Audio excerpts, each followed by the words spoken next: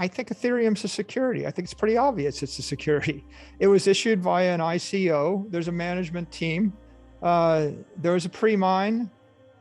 There's a hard fork. There's there's continual hard forks. There's a difficulty bomb that keeps getting pushed back. The difficulty bomb is going to wipe out the entire ETH mining industry. It's going to obliterate it.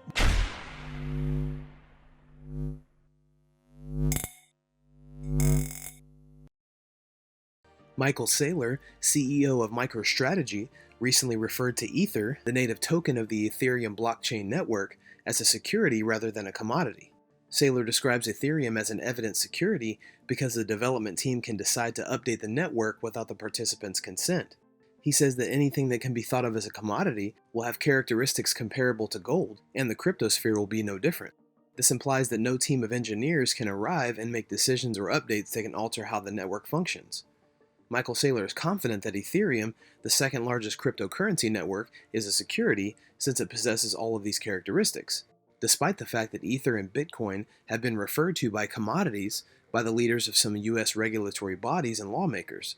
Ethereum is categorized as a security under a recently filed bipartisan measure from Senators Cynthia Lummis and Kirsten Gillibrand. Similar claims have also been made in the past by the SEC and the Commodities Futures Trading Commission. Michael Saylor is a Bitcoin maximalist, so he disagrees. Let's check out his interview. Don't forget to like and subscribe if you enjoy the content we do here on this channel. Let's get right into the video. For it to be a commodity, there can't be an issuer. And the truth is, you can't really make decisions. I mean, one of the fundamental insights in the crypto industry is the fact that you can change it is what makes it a security.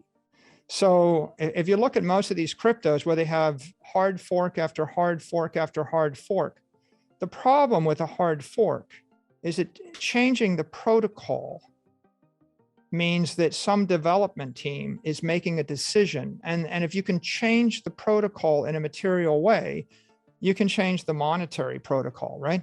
A hard fork can change the issuance pattern or can change the value of something. And so that makes an investment contract under securities law. And that means it passes the Howey test. So what you want is a completely decentralized protocol where nobody can change it, even if they wanted to change it.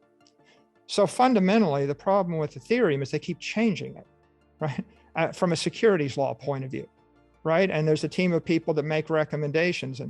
And if you want to establish yourself as a digital commodity, then you're trying to create something like gold in cyberspace. So for example, no gold miners in the world could change the physical characteristics of gold, right? If a government passed a law, I mean, they wouldn't send an email saying, oh, gold is now steel, or steel is now aluminum, right? You can't, if you can change the characteristics of it, right, then it's not a commodity, it's a security. And securities have a place in the world, but they need to be sold to the general public pursuant to a disclosure, full and fair disclosure. You want to take a company public, you have to disclose who owns the company, what are the risk factors, and that way people can make a decision. The problems I see right now, it's like, you've still got the ETH locked up, and will the merge take place? Will it not take place? And then after it takes place, then the question is, how long is your ETH locked up? And then is there a staking reward? And what is that? And if there is a staking reward, it's probably a security. The head of the SEC has said on 6 different occasions. The presence of decision makers and other blockchain networks, according to Saylor, erodes decentralization and undermines the entire foundation of the cryptocurrency industry. As a result, Saylor claims that other cryptocurrency networks are not genuinely decentralized. Decentralization is the context of the blockchain sector and decision-making from a centralized body, such as a single group or organization, to a distributed network. This assists in lowering or eliminating the amount of trust that participants are required to have in others. True decentralization gives the central authority the same amount of influence over network operations as other users. This typically means that in order to make changes, they would require the consent of the majority of users, which is a rule that not many blockchain networks adhere to. If you look at the Solana thing, Solend last 2 weeks ago, the fact that you can vote on something is proof that it's a security. For example, my company votes on things.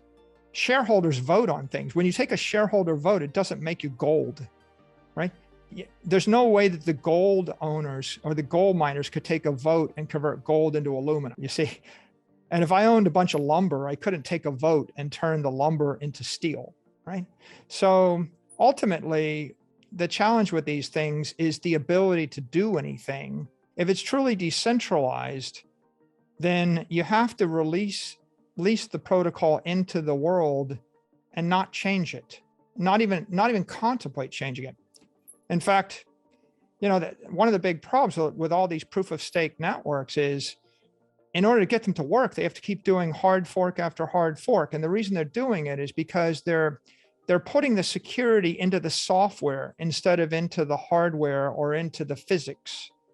If you're relying on the physics of the network with proof of work, then you don't have to keep upgrading the software. If you keep upgrading the software, then someone's got to write the software. And when you write the software, you end up with this exploding complexity. And then you have to keep changing it. And so this pursuit of functionality and performance via continual upgrade, that makes you a software company. Senator Gillibrand stated last month that both the SEC and the CFTC heads concur that Ether and Bitcoin are commodities. Chairman of the SEC, Gary Gensler, however, seems quite hesitant to refer to Ether as a commodity. During a CNBC interview, Gensler pointed out that while certain cryptocurrencies are securities, others are merely particular commodities. He refused to acknowledge anything else but Bitcoin, though.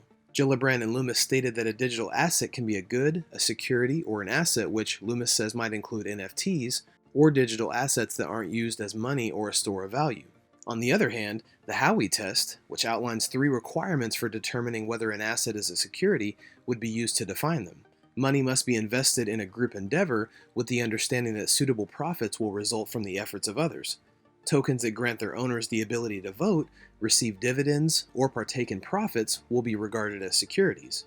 You might become a commodity if you create a proof-of-stake type token similar to Bitcoin. Gillibrand claimed that the CFTC chairman and Chairman Gensler both agreed that Bitcoin and Ether will be commodities. Gensler may not be completely convinced that Bitcoin is a commodity, but his perspective is one that is important. Anyone can assert that Ethereum is a commodity with adequate evidence, contrary to Saylor's claim that it's a security. However, if the SEC or other regulator determines that the cryptocurrency asset is a security, that would lead to significant misunderstanding in the crypto market. What do you think about Michael Saylor's interview? Comment down below. Don't forget to like and subscribe. This is Library of Wealth. We'll see you in the next video.